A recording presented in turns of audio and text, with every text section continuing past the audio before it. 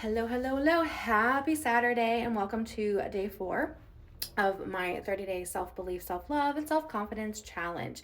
Today, if you have seen the prompt, I did a little video slide kind of thing, or I also posted it in my stories of the prompt. So if you don't know what the prompt is today, go check that out. But today, I wanted to share with you how I'm doing on this challenge with this prompt.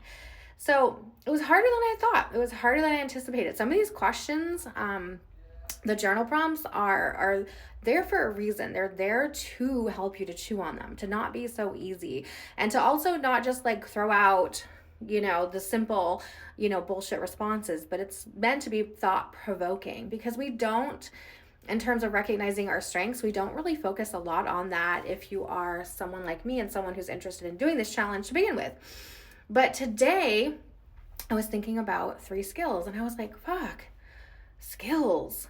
What skills do I have? And this just showed me how I take for granted everything that I have accomplished without me slowing down to appreciate how far I've come again, or what I've cultivated in my life, or what I've created, like in terms of how I've become better at certain things, right? Like I'm a person who is obsessed with growth and I'm obsessed with development. I'm obsessed with getting what I want.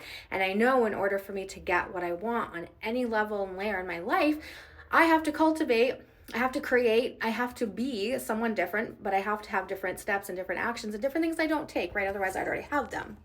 And so I always take for granted how full steam ahead I am and how many new skills and things I learn on the regular. I take that for granted because it's just a natural thing that I do. I don't struggle with wanting to learn new things, right? And so today when I was like, oh, okay, so 3 skills. What 3 skills do I have? Like it took me a minute. I even like was thinking about going to ChatGPT, I'm not gonna lie, and ask it like, oh my gosh, like seriously. But this is the power of taking the time out of our day to slow down and to let our brain come up with our own ideas and solutions and answers to these lovely questions. So before I tell you mine, I want to know what yours are. Please leave them in the comment if you want to share what you had discovered about yourself for the 3 skills. Okay, so for me, organizing and planning. That is a skill that I have. Like I am a mad planner and a mad organizer. Like everything is neat, tidy, and in its place. I've had to actually let go of needing things to be so neat and tidy in their place because it can become very neurotic for me. But it's a skill that really helps me in life in terms of life management. I homeschool my kids, right? We do a lot of travel because my husband's job is a travel position, so we have to move a lot, pack up a lot, right? And so I've become really great at getting all that shit done really fast. I mean, we even lived in an RV for a year and a half, and so we had to move around doing that. So my skills have been honed, and my skills of being organized and such a planner really have paid off because of this life that I've created for myself. And so that is a skill that I'm very proud of and something that I'm like, damn, girl, like I have something else to offer the world. Like I can plan, I can organize. It's so good. Like, and it makes me feel good, right? Another skill is communication, especially emotional communication. It's one that I have had to work on. Girls, guys, like seriously, not something that came natural for me because in my household, we didn't talk about anything. If anybody was feeling any certain way, we did not talk about it. It was like the elephant in the room. We don't talk about it. And so I had to learn how to undo all that programming.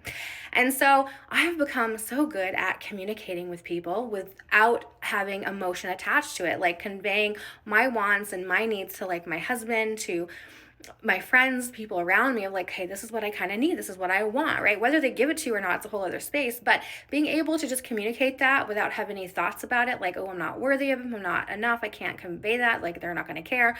I've put all that shit aside and now I have become really great at communicating my needs and also just communicating better with friends and as a human being, and being able to convey messages and things that I really want to say on a deep soul level. And I'm really proud of myself for that one because, again, that took some time.